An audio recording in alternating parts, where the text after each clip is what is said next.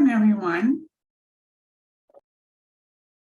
I'll start again. Welcome everyone to our fourth webinar of this series. They've been coming fast and furious between February and March, but then we'll have a little break before webinars 5 and 6 until April and May.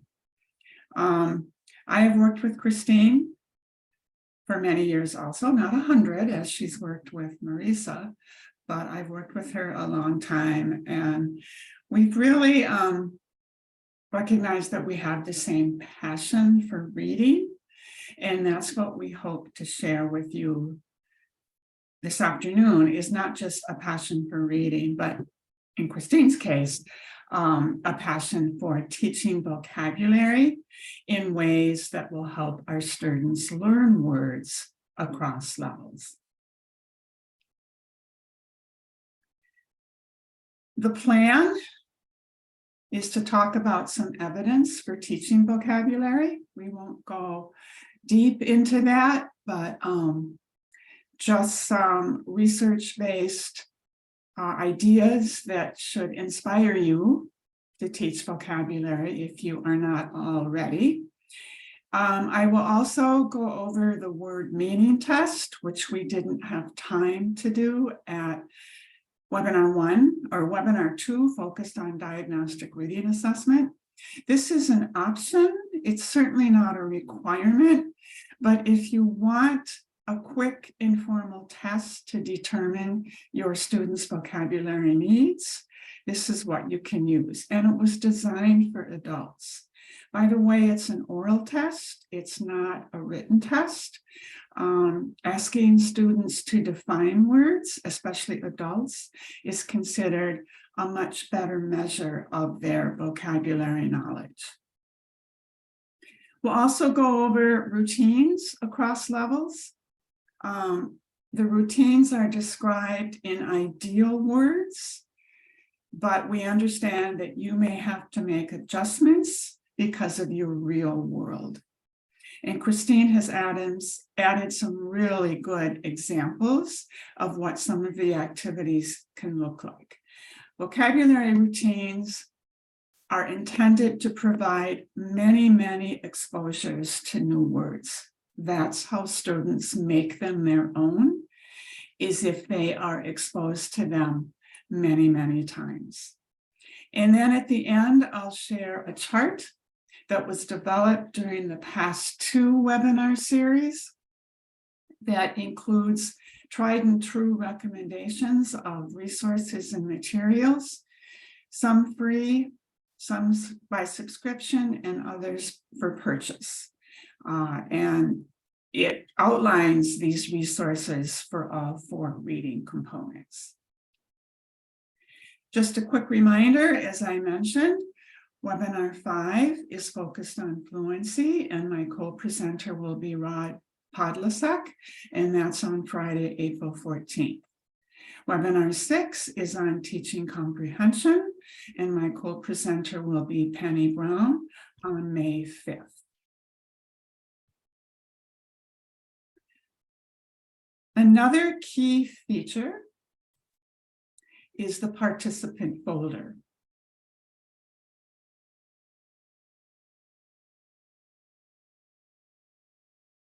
And this is what it looks like. So within this folder are 30-some resources that are connected to the series. They are in alphabetical order. You can see there are ones on alphabetics, comprehension, diagnostic reading assessment, fluency, lots of evidence resources, tests. All of the tests that we have mentioned either at Webinar 2 or today are here. And then specific to vocabulary, we have challenges and solutions, and a handout as to what evidence-based instruction looks like for both STAR EBRI teachers and volunteers. And then the word meaning test, that quick vocabulary test, everything you need is part of this folder.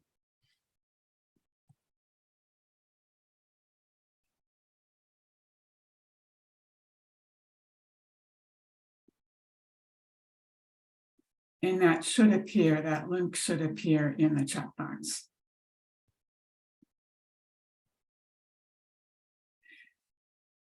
The first source of evidence comes from a textbook that I've shared at every other webinar that was published in 2012. And it's called Improving Adult Literacy Instruction, Options for Research and Practice. And it's a very comprehensive review of research that not only looked at ABE research with native English speakers, but it also looked at ESL research. And even some research beyond adult basic education, because I think we all understand there's a lot more in that field than in our own field.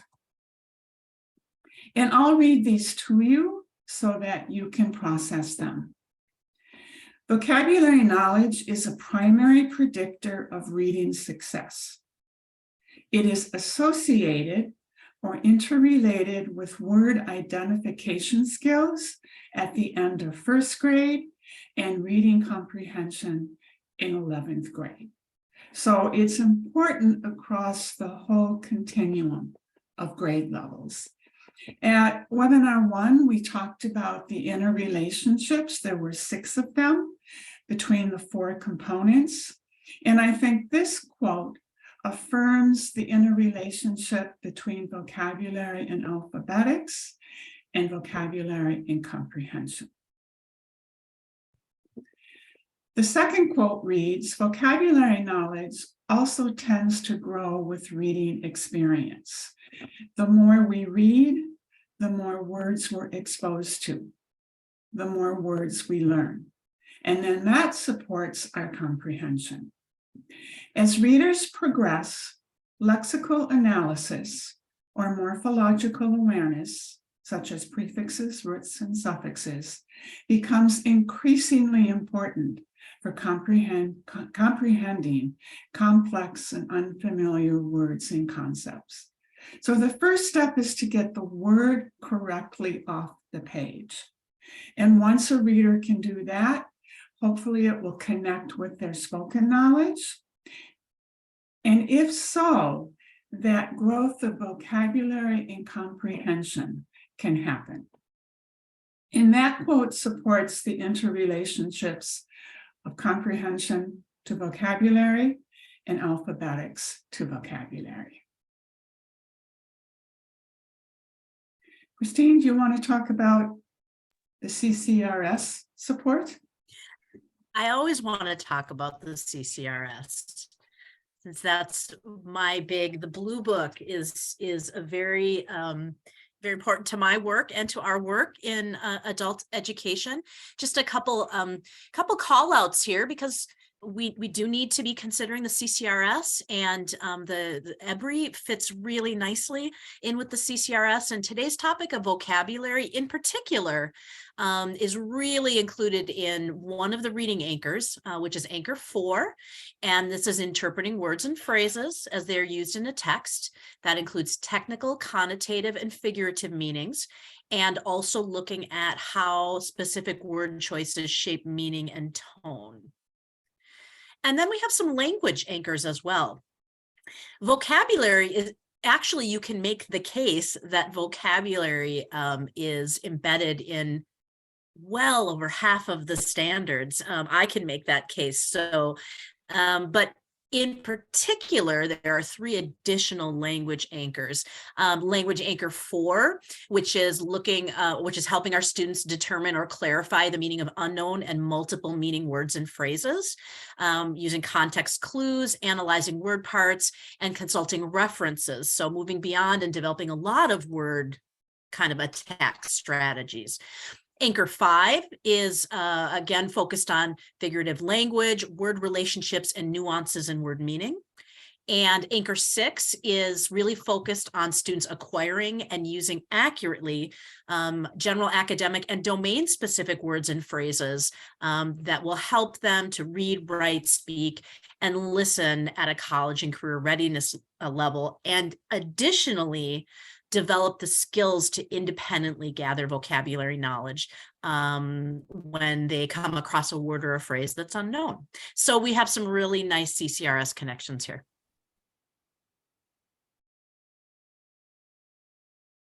The next resource comes from this book, Creating Robust Vocabulary, Frequently Asked Questions and Extended Examples.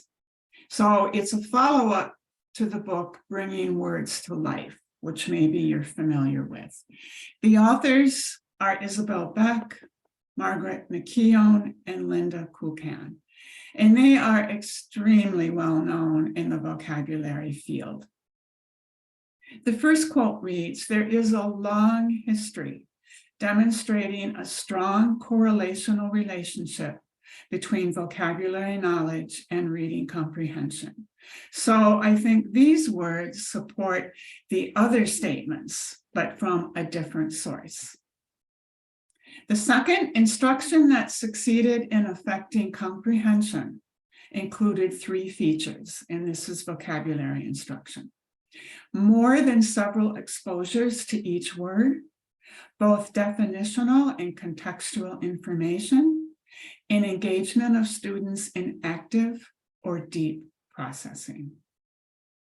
So I think that reinforces a comment I made earlier about how the key to vocabulary instruction is that multiple exposures as words and within context, and also related to the students' personal work, community life.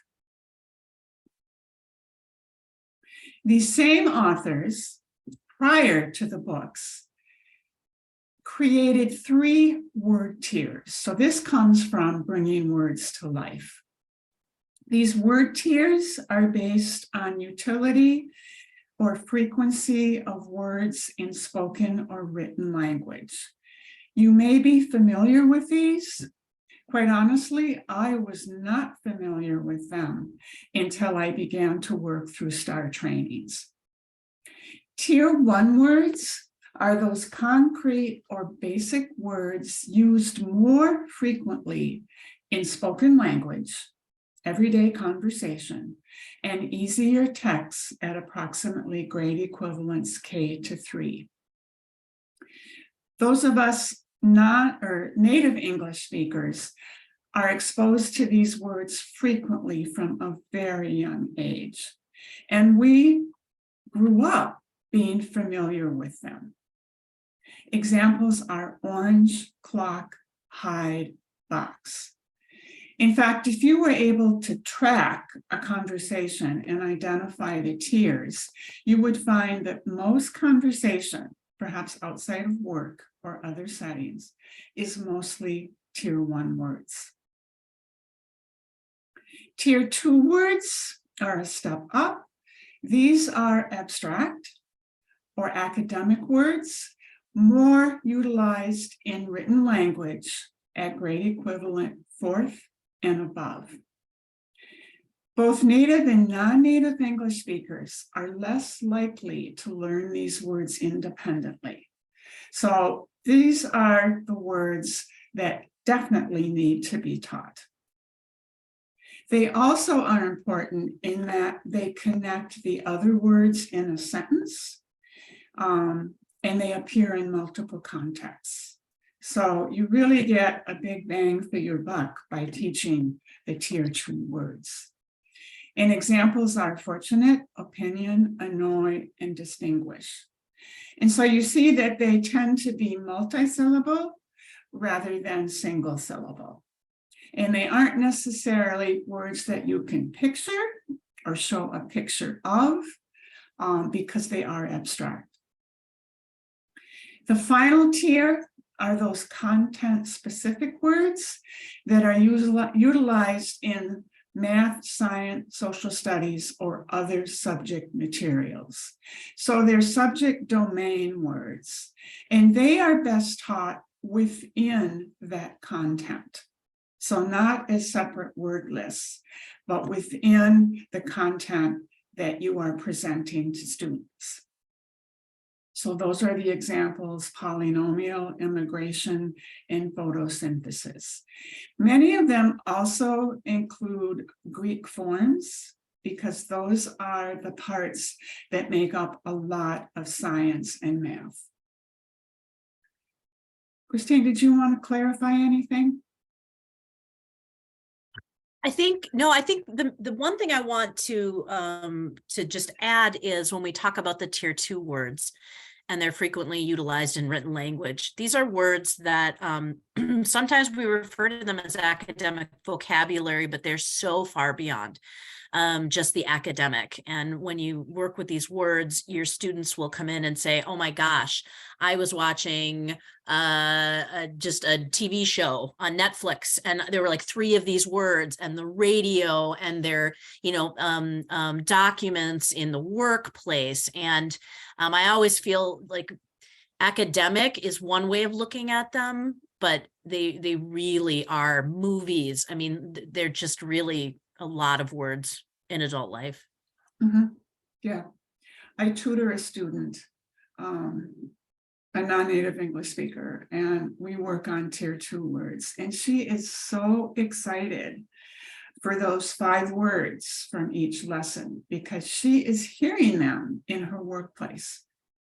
And so she feels much more comfortable that, yes, she can learn the words she needs to know to advance in her life. We're going to play Name That Tier. So I will present a word, and then Christine will launch the poll, and you will select, of course, from tier 1, 2, or 3, and then I'll give you the correct answer. So what tier is distribute?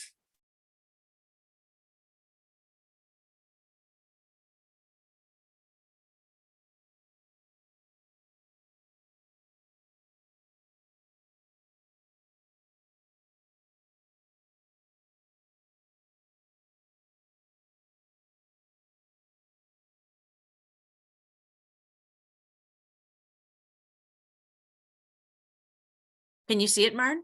Yeah, are we done? Okay, good. Well done, everyone. Yes, obviously, distribute is tier 2. What tier is window?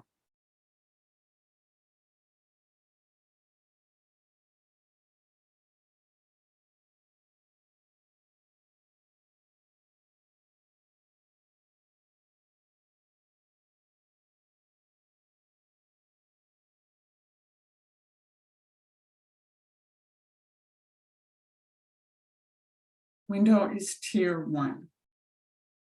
So not all tier 1 words are one syllable. This is an exception, but it's a very concrete word. And one thing, this is a great example. I think Windows is a great example of how, of course, language evolves.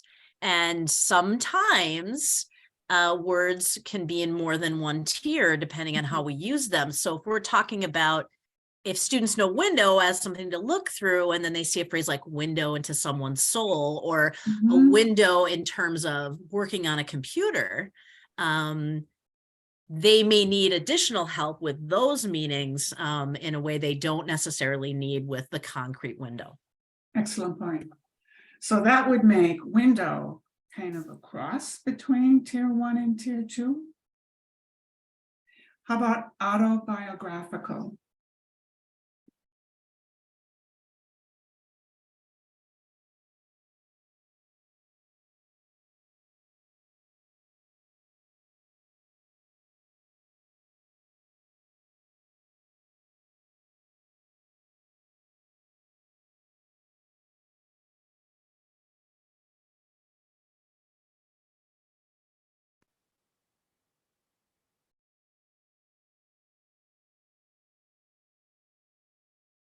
I'm just making sure you can see the results. Yeah, Okay, good. I'm not sure. I got a little, I'm just, maybe I was closing the window too soon. yeah. Nicely done. Okay. Yeah, there's a lot of word parts in this word. Auto, Mhm. bio, graph, all of those are Greek forms. So that could be a hint. All right. Ah. Then how about computer?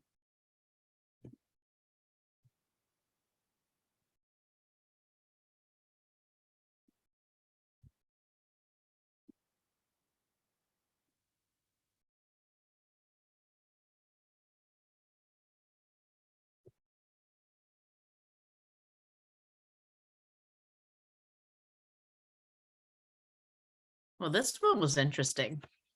Mhm.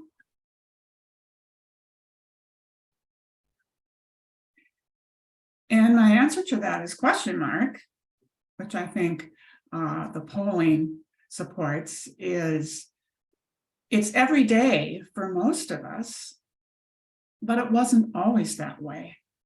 So,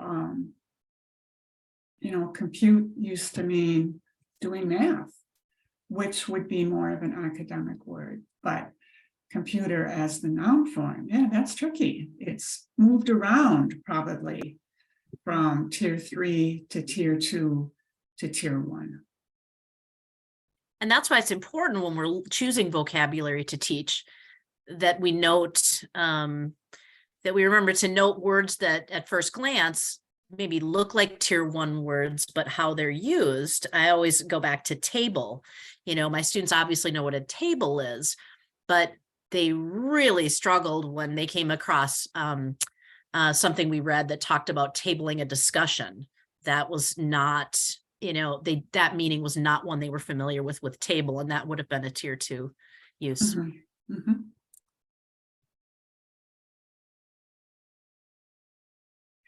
Okay, so how do you determine the tier needs of your students? Well, you can assume that students at beginning levels need tier 1 and students at intermediate advanced are ready for tier 2, and then GED students, adult diploma students, are needing tier 3.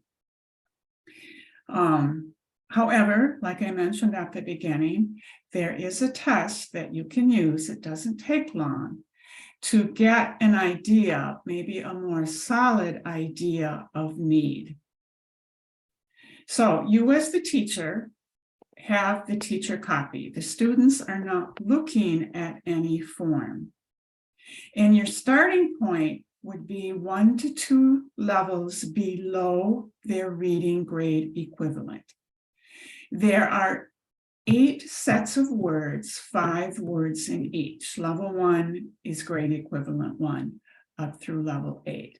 The test actually goes beyond level 8, but I think what's available in the participant folder is just through 8. As always, whenever you're conducting a test, you explain the purpose and the process. For this test, I will ask you to give me the meanings of words. I will listen and write on another form. I will stop when it gets too hard, and then the rest of that goes into, this will tell me what kinds of words I need to teach you to support your comprehension. A key feature of the test, which might be unusual, is that you do not show the student any of the test words, even if they ask. So you have the word list, they don't see the word list. And what this does is it removes the reading as a support and as a hinder from the test process. The language for conducting the word meaning test is pretty strict. So you start out by saying, tell me what blank means. And then you pause and you give them time to give you a definition. It doesn't have to be a dictionary level definition. It can be very basic. It can also be a gesture in certain situations, or it can be an example. You can repeat that prompt. If you're not sure if they know the word or not, you can say, tell me more. And a final prompt can also be, can you use it in a sentence?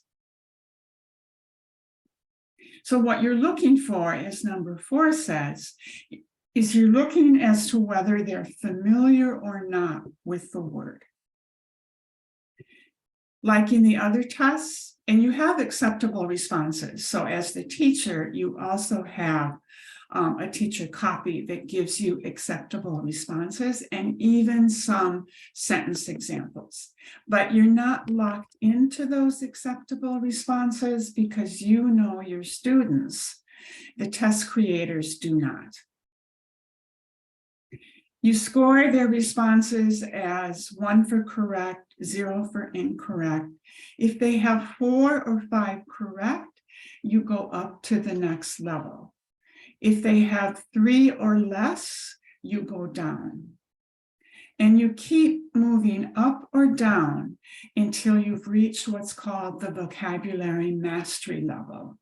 And this is the highest level word list with 4 to 5 acceptable answers.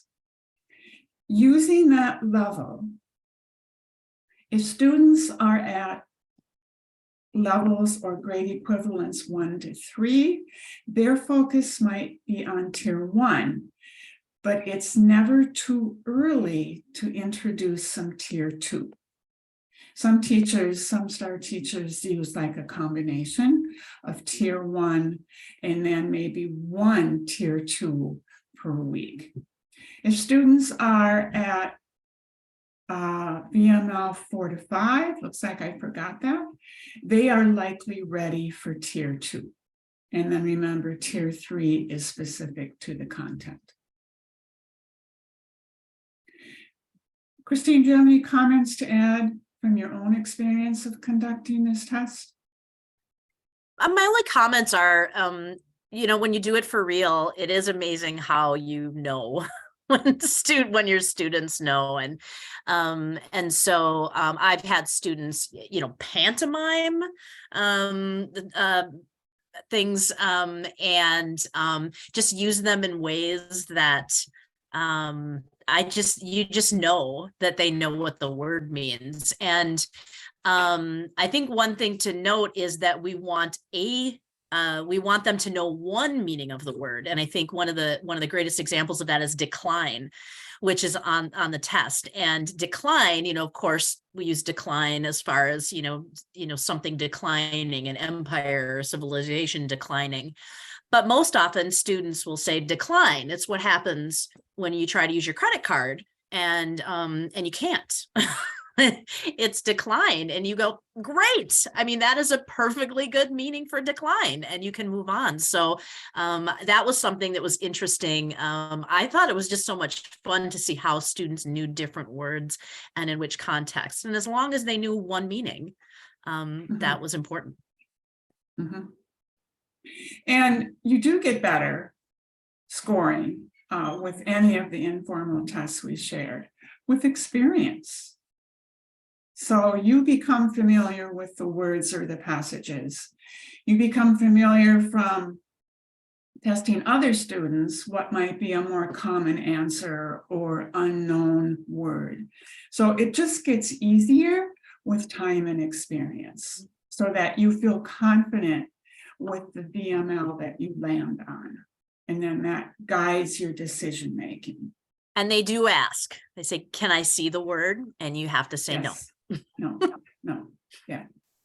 And that could be very frustrating for them, but it is the way that the test is conducted. And you probably should tell them at step 2 that you cannot show them the words, but you can repeat the words. So there is a small level of support that you can give them. This is a sample of the words for levels 1 to 5. So you would say, tell me what home means. Tell me what train means. And then you can see that they do get less familiar as you move up the levels. And they get longer also. So they might move from more tier 1. Well, they should, because of the way that you use the vocabulary mastery level, into tier 2.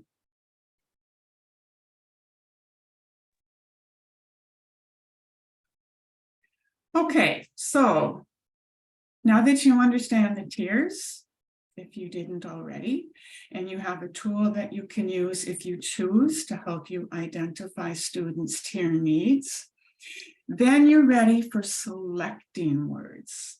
And so Christine and I came up with 5 questions for you to consider when you're selecting the most important words to teach students, because less is more. The evidence says teach between 5, 6, 7 words at a time, rather than 10, 15, 20.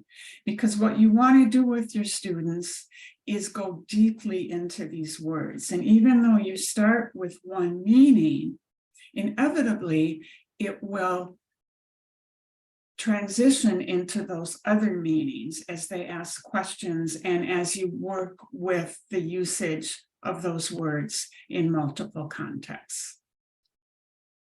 So the first question is asking for content words from whatever text you're working from, audio, video, or print, that are essential to recognize for understanding the text. So they could be words like number 2 that appear frequently, or they could be what you think your students don't know yet, but they have to know in order to understand. I like starting with what appear frequently first, because then I like to have my students find those words in the text after I've taught them. And they really enjoy finding the words in the text. So if a word appears 2, 3, 4, 5, 6 times and they don't know it, they will very quickly lose the meaning of the text. A third question is to think about other words that students need to know that are not necessarily content-based, but they are important for time order, or prepositions, or conjunctions, or test terms. And then Christine, do you want to talk about number 4? Sure. Sometimes we want to choose words because there's really a valuable teaching opportunity around it. So for example, if it happens to be something where there's a really great mini lesson we could do there, because there are some really important words that go together in a particular word family. And sometimes when I focused in on a word, maybe when it's being used 3 or 4 different ways in a text, maybe as an adjective, maybe in its noun form and its verb form. And so sometimes as well, when actually focusing on that word is going to give, even more kind of, it's going to be even more high utility for them. And I find that happens frequently in Common Lit, that there is the base word, and then that base word has a prefix or a suffix added to it. So yeah, I like that idea of recognizing the word families within a text. Another question is asking which words, and I'll show you several lists next, have been already identified as sight, high frequency, or academic in spoken and or written English. So if you'd rather use an outside resource to help you, there are also word lists. And this is a chart of those high frequency word lists.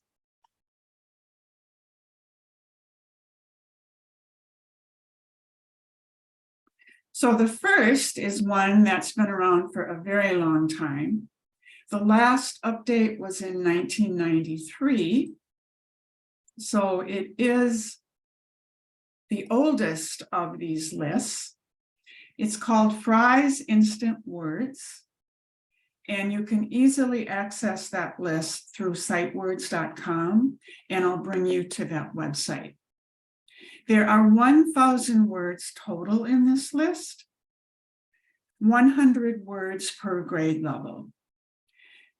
I think the most important words are the first 300, because they make up 65% of words used in basic texts. The other words are still valuable, but I was working with a group of teachers, and they were looking at the upper grade equivalent lists, and they felt they were somewhat out of date because technology has added and changed so many words in our language.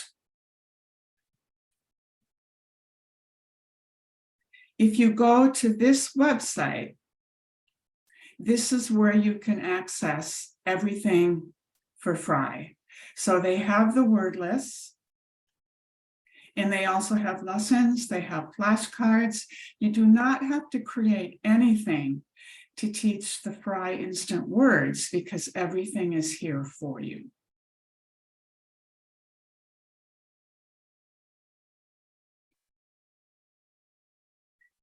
The second is the new Dolch list. We probably grew up learning the Dolch list. The original list had 220 words, and it was based on children's literature. There was a 2020 update, and this one not only looked at print, but also listening materials. And the number jumped to 875 words.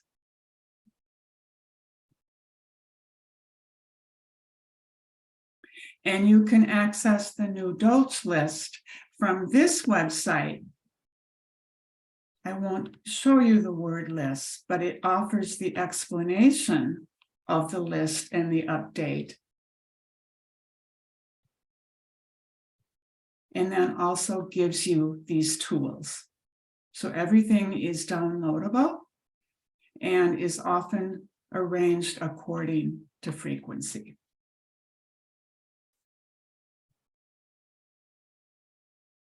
From that same website, if you notice off to the left, you can also access the new general service list. This was updated in 2013, and it's the most common everyday words from spoken and written English at more beginning intermediate levels. There are 2,801 head words, which means there are actually many more words, because when you add prefixes, suffixes to those head words, then you get the word families. It's an extensive list. I don't mean to suggest that you teach from the list, but it does help you start to recognize what those higher frequency words are. And then the final list, also updated in 2013, is the new academic word list.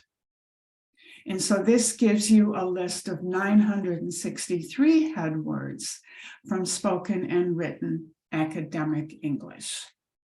So if we go back to that website, off to the left, you can see that you have the general service lists and tools, the academic word list, and then beyond that, the tier 3 word lists, the general service list spoken, and then of course, here's the new Dolch list.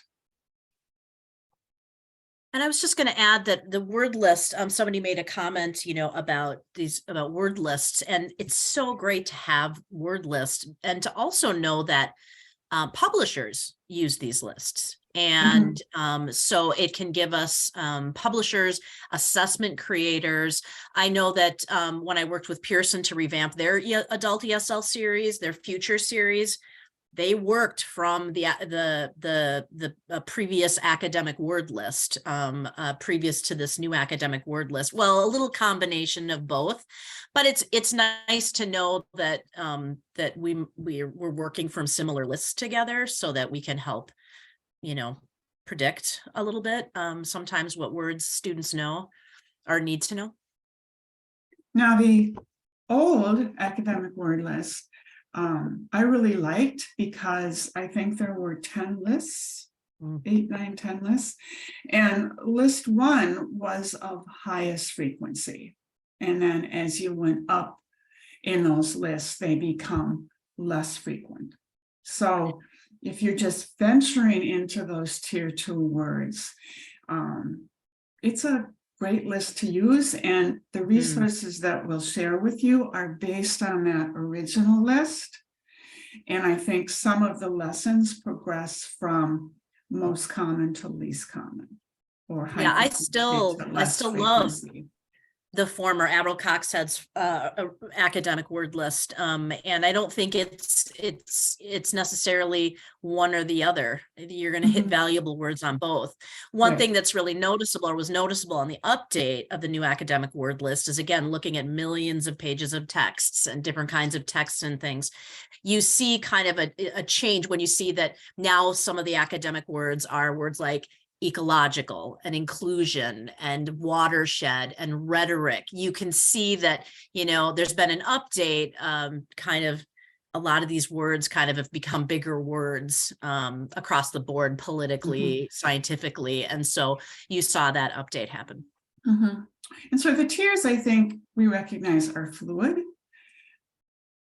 No identification of a word is going to necessarily stay the same. This graphic here, I think, shows you the importance of teaching across tiers. Students at more beginning, intermediate levels need those core words. They need to know those, and then they'll be more ready and able to learn the academic words.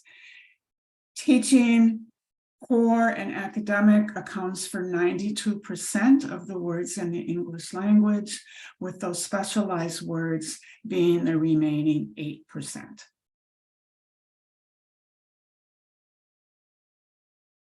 Okay, let's ask a question or give you a sentence starter. Please use one of the following stems and type your answer in the chat box. And then after we review those, we'll take a break.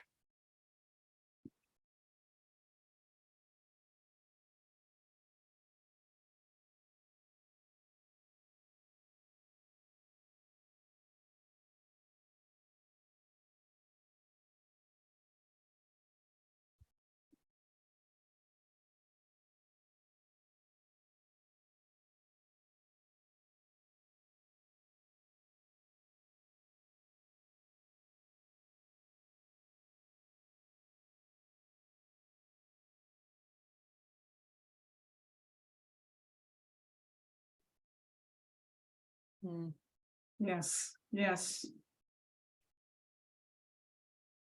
It's so important and practical. And let's face it, students enjoy vocabulary work. And that's I think, and I'm going to have Marn address Mike's question here, but I think that's one of the biggest challenges, is where students sometimes would spend 2 hours on vocabulary instruction. We have to keep it, to reasonable chunks to cover what we need to cover, but you get caught up in it, and it can be so much fun teaching vocabulary. Marn, I'm going to have you address Mike's question. Yes, there's always been a lot of pushback to the word meaning tests being only oral. And it was decided by the experts, not me, that this was the best way to assess students' familiarity with words without, like I said, the help or the hinder of reading the words. Because they might be able to read a word, but not know what it means. Or they might not be able to read the word, but they do know what it means. Did I say that right? I think so. Yeah. I can give you a great example of that when I had a whole class of librarian students. They knew so many words orally, and they had a really difficult time picking them off of print. So if I would have simply given them print, I may have determined that these were words they didn't know at all, when really they were part of their oral vocabulary. So it's a great question, Mike, and it's one I know we asked too when we first did this work. We have some other comments here. Resonating the amount of resources and the difference in word lists. Oh, there's so many great resources. You don't have to reinvent the wheel, and Marn's going to share some great ones. I meant to say that at the very beginning, that as we go through all this information, the resources are there and they're tried and true. Okay, I see a question about spelling words for dictation, 5 academic words in addition. I think you're talking about two different things. Spelling is more of an alphabetic skill. So you want them to spell words quickly and correctly, whereas academic words, it's about the knowledge of those words and how they are used across contexts. I hope that's helpful. Yeah, I like the comment that Danielle made. 1 week with a word list is probably not going to cut it. And I'll talk a little bit more about this. I started with 10 academic words a week and then moved to 5. And then based on student survey, moved to 3. And within the course of maybe 1 school year, maybe covered 100 words, maybe. And so sometimes students are like, well, I need to know more words. But these are words that they actually learned and were able to use in different ways. One thing, the read, of course, encouraging students to read, but there is, as far as picking vocabulary up when you're reading, students do need to have some skills there. Right. But the more you read, the more words you're exposed to, more words you know, the more you can understand. And I think the more students want to know vocabulary because they're seeing all these words and they want to know what they mean. So I think it creates some real motivation by reading. What to teach, what list to teach, what to teach first. Well, if you're unsure again of your students' tier needs, you could do some assessment. You could also select a list and use it as a diagnostic test with your students.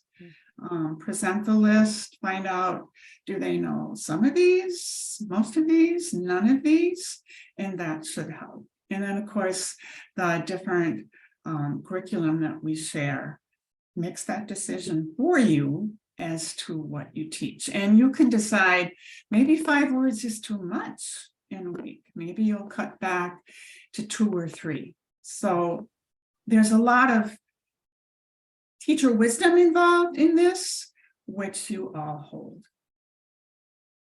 And right before we go to the break, I do want to say that even though we talk about like levels of students and, you know, kind of where they're at as far as tier 1, tier 2, tier 3 words, I taught GED prep for 25 years. And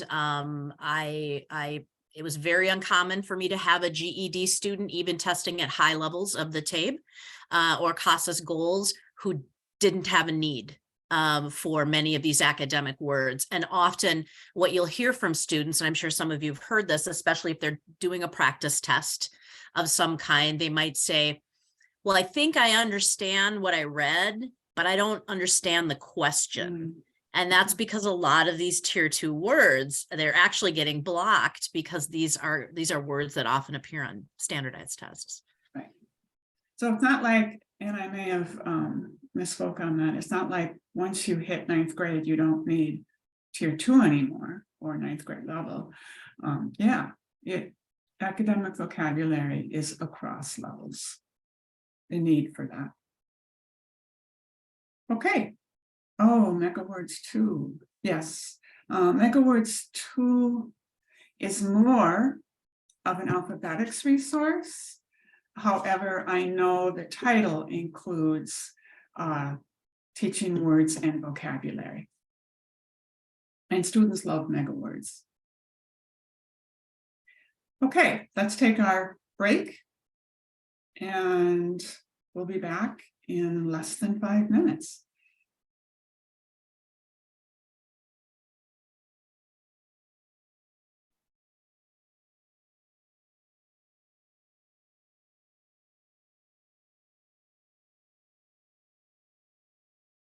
Welcome back. We're going to apply selecting words to a couple of passages. This first one is called Taking Photos from ReadWorks at grade equivalent kindergarten, Lexile level 190. Like I said earlier, when I'm selecting words, the first thing I look for are those repeated words. So within this short text, photos appears 10 times, camera twice, people 2, different 2, and colors 2. So that's my starting point. And then I determine whether my students probably know this word or not. Or I look at the other words that don't appear as frequently, and I might select those because they are essential for understanding.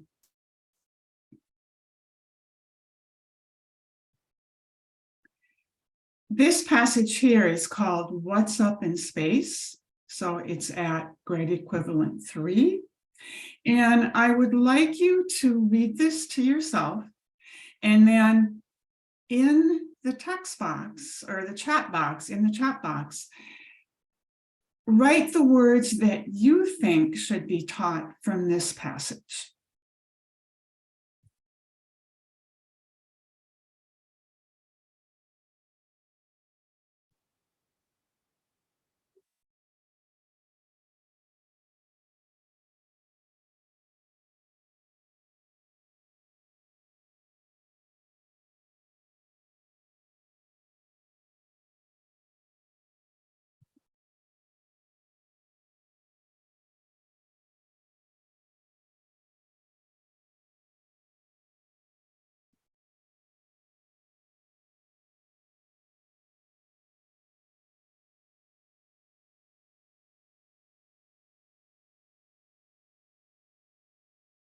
Lori suggests space, star, solar, planet. I would agree with all of those.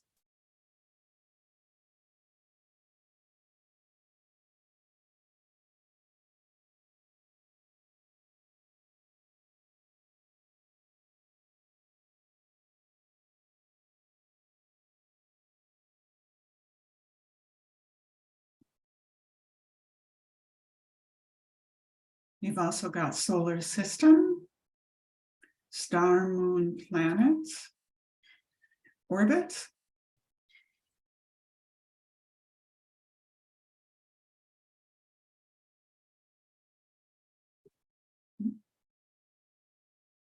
I think we're in agreement as to which words would be essential.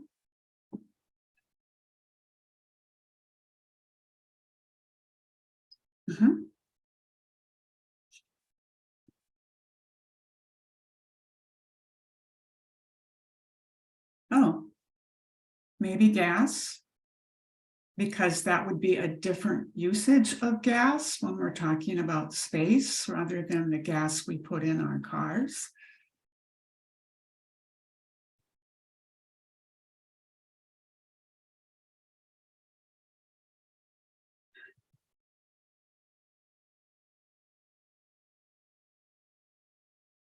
Yes, orbit. Orbit was mentioned more than once.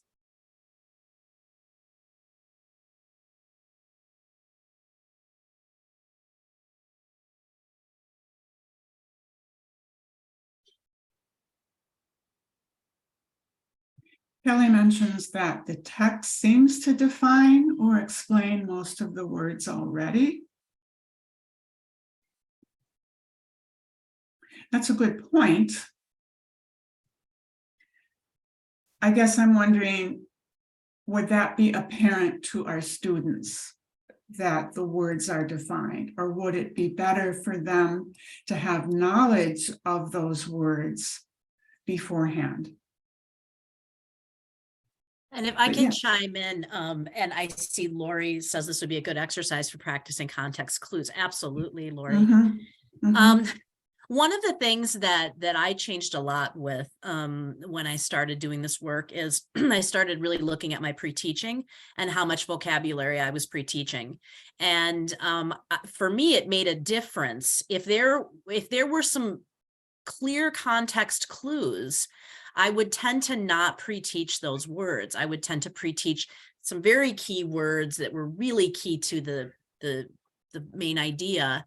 But then I would, rather than give the definitions to some of those words, I would kind of turn it over to the students, and we'd do some activities where they kind of did some of the heavy lifting if the clues were there. And Mike makes a great point. It also depends if you have ELLs, because ELLs are not necessarily going to pick up on those clues, perhaps say that a students whose primary language is English would.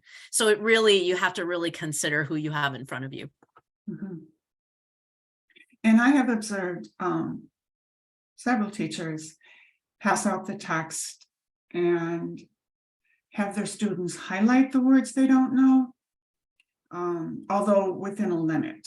Highlight 5 words, 6 words, 7 words you don't know, and then focus on what common words students don't know. However, I think that could get quite messy. And I think a better approach would be for teacher selection of those words. One of the things that I did with my students, you want to teach them some high utility words, but you also want them to maintain their curiosity and their desire to learn new words. So I taught my students the idea of frequency words that the time that we were going to spend together in class was often going to be around these high utility words. And there are certainly all kinds of other great words to learn, but my students would spend a lot of time sometimes on words that really they may not see again, or they may not see, very often. And so we would talk a little bit about, word frequency, and that the more of these high frequency words that they knew, and then combine that with some word learning strategies like context clues, understanding word parts, gives them a tremendous amount of tools in order to work. So we kind of walk that line, like, no, be curious about words, look at words, but they were spending a lot of time on words that that maybe were not nearly as useful. And I think by presenting words that you've selected, at least this is how it's been working for me with my tutoring students, I do inspire their interest in the text, especially this one. I think space is always interesting to children. And so if you presented these words, they would be very excited once they had a handle on these words to read them in context. Okay, thank you. Excellent. Another resource that you can use is a highlighter and sublist sorter. This one is from the EAP Foundation. So I took an excerpt of a text called Developing Possible Solutions, and I ran through maybe the first paragraph. So you copy and paste the text into a box, and then you hit submit, and then the highlighter shows you the academic words, and it can also sort them for you. So this tool would give you a starting point as to which words to teach. However, I think it can get overwhelming because even within this excerpt, there are too many words to teach.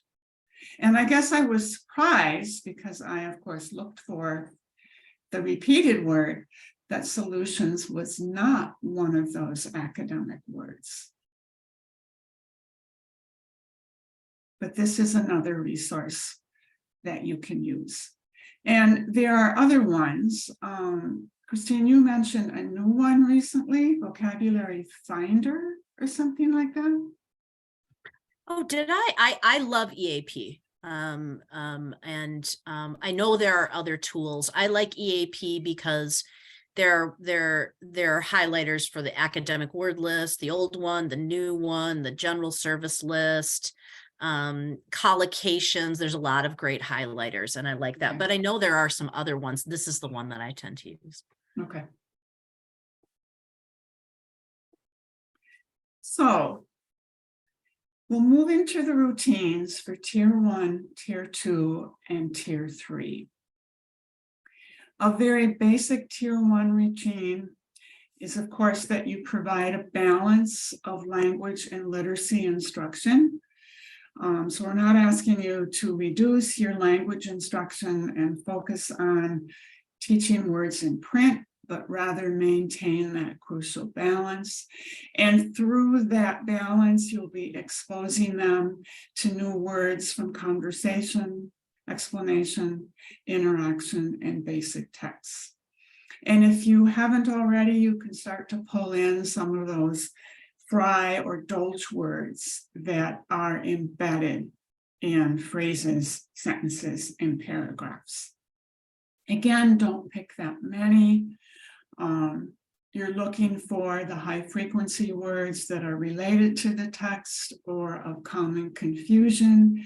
You use the multisensory approach of seeing, hearing, saying, discussing, and spelling. And then provide additional practice activities for taught words and always application to sentences or texts, because that is what real reading is. It's not just word lists, it's reading words within text.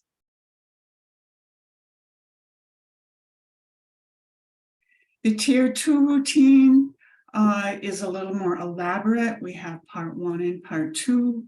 And at the beginning of STAR trainings, this was so new to everyone. It was such a change as to how many of the teachers had been teaching vocabulary. And it was a bit of a push and shove. But like I think we've mentioned, once they started to implement this routine, they had such a positive response from their students. So again, you're not teaching or selecting, you're not selecting that many words. Depending on how often you see your students, you might teach these words within a week, over several weeks, or maybe even over a month if you only have class 1 or 2 times a week. Model the chunking, how that word is broken into syllables or prefixes, roots, and suffixes, and of course the pronunciation. Have students repeat. So you're showing them the words and guiding them through getting it off the page or the board. You don't ask, you tell. You tell the part of speech, a simple meaning, one meaning, and you give examples or context. And all of the resources we share have this for you. You don't have to make it up. It's right there in the teacher notes. A really successful strategy is to have students fill in a word chart or a word map as you're going through steps 2 and 3. And I say partially completed because some teachers complained it was taking students so long to fill out the word map. Well, then fill out part of it for them before you pass out the copies so that they have to focus less on filling it in and more on learning the breadth and depth of the words. Once they have an understanding of meaning and your examples, then you move to asking and you prompt them for their own personal context, or you give them a context to which they can answer. So if the word was brief, you could ask them, when should a phone call be brief? And then they would use brief in a sentence. A phone call should be brief when I am in a crowd, or a phone call should be brief when I am at work, if it could happen at all. Christine will share this example word chart. Yeah, this is an example. Teachers have their own charts or decide, what features they want students to focus on. Generally there's, the spot for the word and a very simple student definition. A sentence, rather than always asking students to create that initial sentence. It's good to create a sentence for them. I've even seen this where the teacher provides a sentence and then there's a spot for the class together to create a sentence with the word, or if you're just working with a few students. Related words, I've seen, synonyms in that spot, at related words, opens it up beyond synonyms. Illustration, I did this with college students and they were not sure about it, but it is kind of a fun way, even if students just use stick figures or whatever. Some students get really into the illustration, but when they figure out like a symbol or some kind of a visual to illustrate a word, it really sticks. I found that out. It's not easy for some students. So it's an option. You kind of decide on what you want to focus on. And a model is a quadrant chart where there's 4 quadrants. One of the quadrants is, of course, the word. So then the others could be for the other features of that word, the meaning for sure, a sentence that you want them to work on. After you've introduced the words, then it's time to bring in the practice activities. So you start with simple closed activities, and then you move to more complex open. So examples of closed are matching, where there's one right answer. Fill in the blank isn't necessarily one right answer. Well, yes, it is. It is. There is a missing word. And you can even, some of the curriculum offers 2 missing words in a sentence, which really ups the challenge. You can do more than one with them, and you check them together so that that's additional exposure to the words. Examples of complex open activities are sentence completion, multiple choice, or sentence creation. And again, you work on the activity and then you check it together. And then a really fun activity is ask students at the beginning of the lesson if they've heard any of the words outside of class. When I was observing teachers and present for a lesson of 5 words, every single time, within 24 hours of observing that lesson, I heard one of the words outside of the class.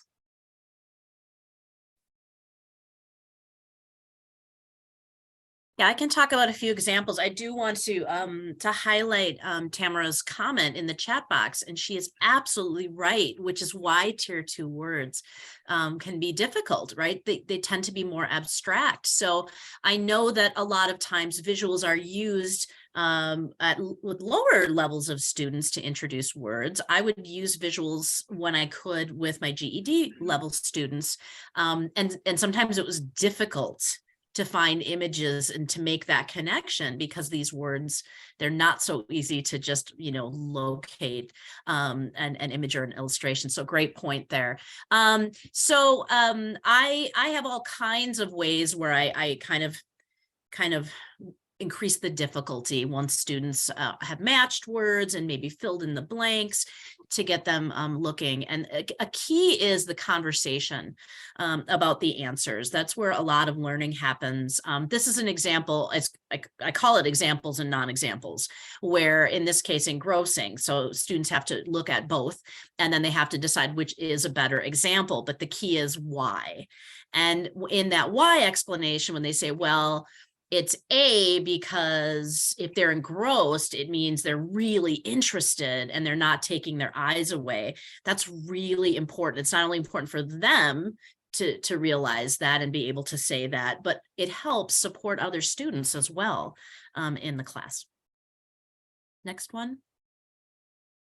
Have you ever questions? When we did the word clarify, I gave several questions just about clarify. So describing a time when students had to clarify something. A lot of times that had to do with work or parenting. How might you clarify a vocabulary word to another student, or how might a teacher clarify a homework for the class? So again, not starting out with these, but this continues to kind of build their ability to use the word in different contexts. Those are great prompts, Christine. I loved teaching. Two other activities involve using text with the vocabulary words. And,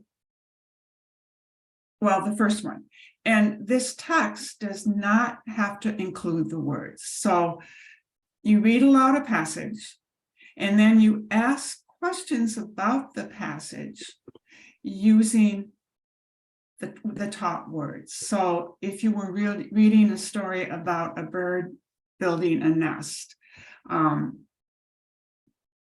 the question could be, what specific items do most birds use to build a nest? Students, I think, really like this one because it shows how they have learned the words, and it can apply it to a text and perhaps a challenging question.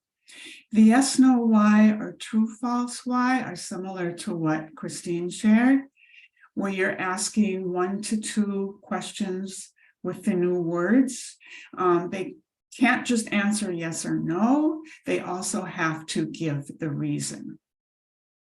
So you might say taking time to reflect on mistakes is helpful. Yes, no, true, false, why? A brief walk every day can improve mood and health. Yes, no, true, false, and why? There's great conversations that come out of that. Mm-hmm. I pulled some examples of my read and response. This is from a text we read from Actively Learn about this 4-year-old girl who had just read so many books.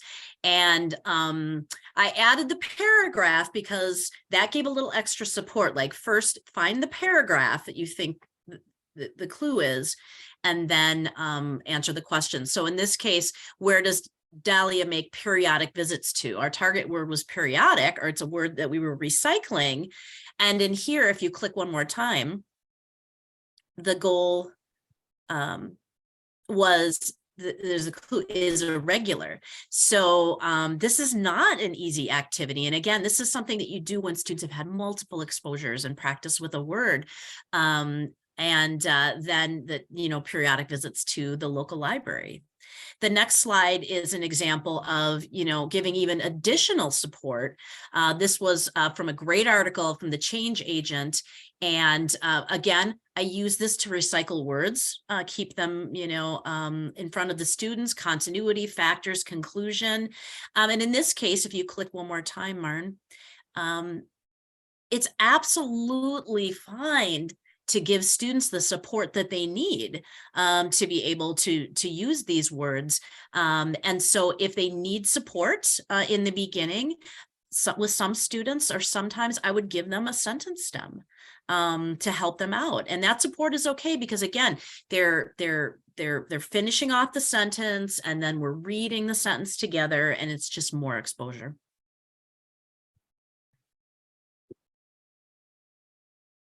Next slide. True, false, why. One thing I like about this is when I present about this, a lot of times teachers have said, I could totally use this in my science class or my social studies class. You can do this with domain 3, the tier 3 words as well, but you can see where the conversation can get very lively. A couple examples, one of using one word, and I would often start with one word, and then when we might have a challenge where I would put 2 together. You get really quick at developing these, at least I did, and the beauty is there isn't a right answer, but if a student says true, then explain true, and they'll say, well, you don't have to like, this is actual students have said to me, well, I work with people I don't like, and we agree sometimes on things, but we don't like each other, or it depends, sometimes you have to like and respect each other in order to, agree on something. This conversation is really valuable. It's valuable. They're increasing their depth of understanding of the words. And I would, give them one. It's a great warm-up activity. Great way to bring vocabulary. Frequently writing prompts. This would be later on, recycling when they felt pretty comfortable with words. I'm always trying to get them writing. So giving them, sometimes we do a quick write. I'd give them, one prompt, and I'd say, we're going to take a few minutes, or let's take it, scaffold it. Let's take a few minutes, turn to your neighbor, talk about this. Answer this question orally, and then take it one more step, and have them do a little bit of writing. You can see how vocabulary lessons can become very long quickly. However, students love them.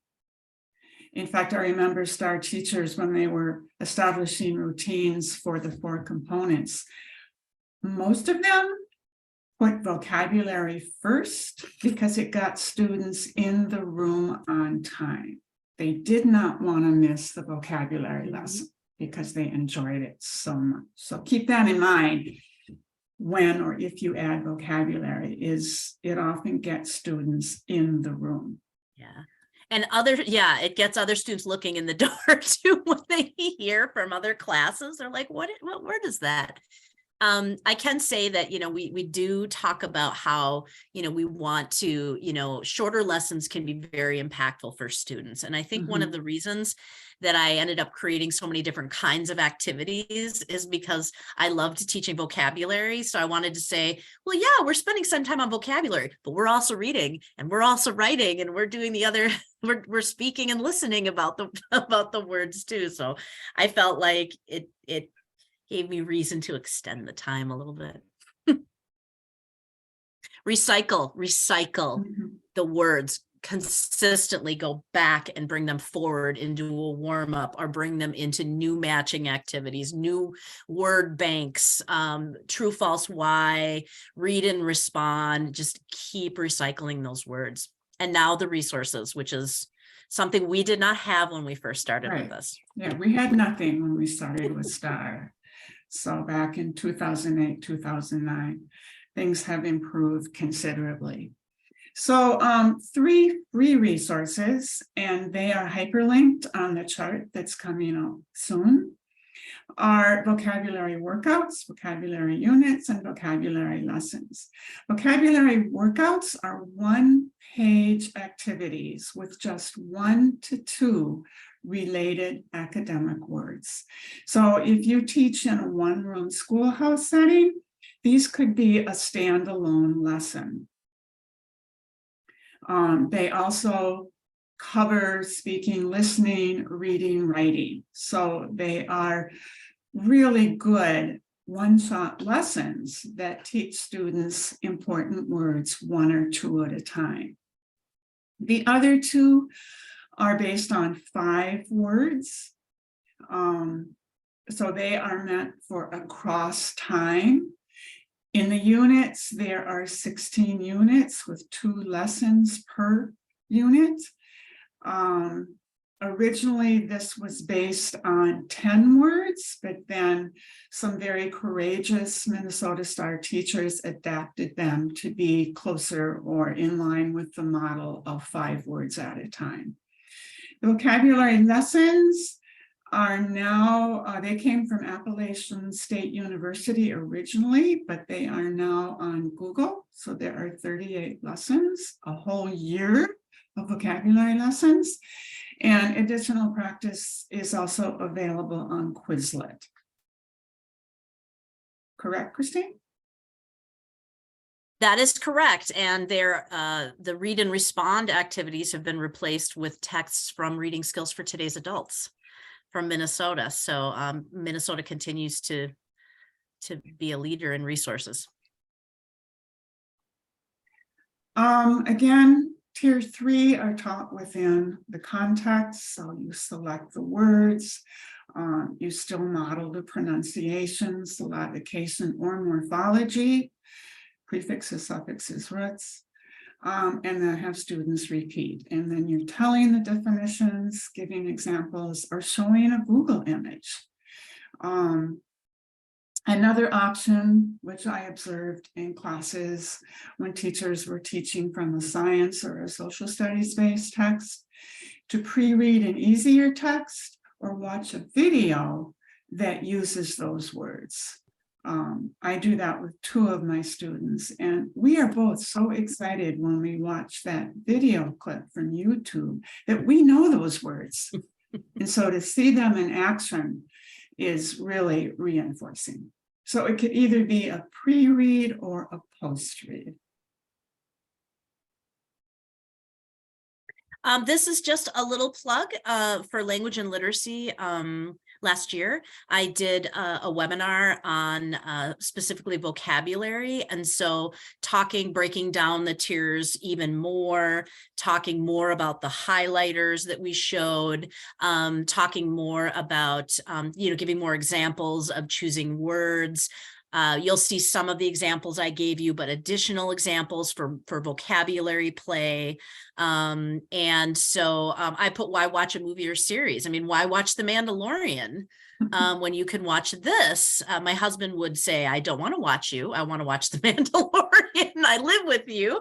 But no, and just again, whenever I can plug the Minnesota Adult Ed Professional Development YouTube channel, we've got such great videos in so many different areas. So if not this one, be sure to check out other ones.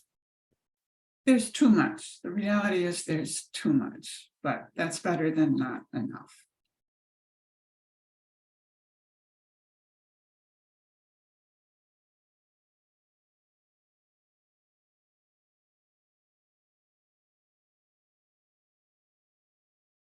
Okay, so here is the resource chart. We looked at alphabetics at the last webinar. Here's vocabulary. You can see the hyperlinks for those resources we've mentioned. Here are more. And again, they're categorized according to free, open or free with sign up. Here's all of those free word lists. And then these are by subscription or print for purchase. And one that was so popular and still is Words to Learn By. That came out, I think, in 2010, 2011, and it was just so exciting to have these 3 books. All of them are academic vocabulary. They progress from building to developing to advancing based on the difficulty of the texts that close off each unit. So I highly recommend those. If you have other resources that you would like me to add, send me the information and I will definitely take a look at it. So again, you don't have to go searching at all. Everything is in place for you. It's just a matter of, if you haven't already been teaching vocabulary, I'm sure most of you have, incorporating it into your routines and using these evidence-based practices.